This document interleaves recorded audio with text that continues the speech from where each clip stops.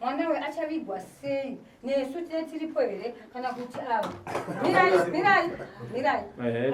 ava nemuroro vanoenda kunoviga mwana ndoti mundipindure sekusherege ndichitauro weiniupereka kwandakaita handichika unoviga mwana wavandichika vanonzi vekwajavhini vangu vandakabereka vana vekwajavhini hapana nei kana vachinda hakuna sekuru ava vanoenda sekuru umwe ava vese ava vakangoenda ava ndozopedzerana vanoenda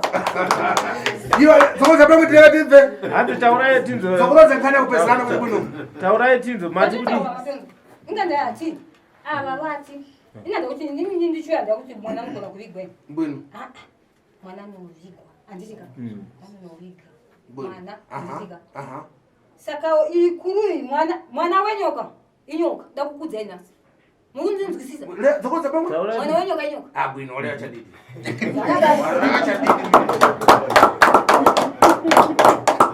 watani mwana wenyoka mwana chani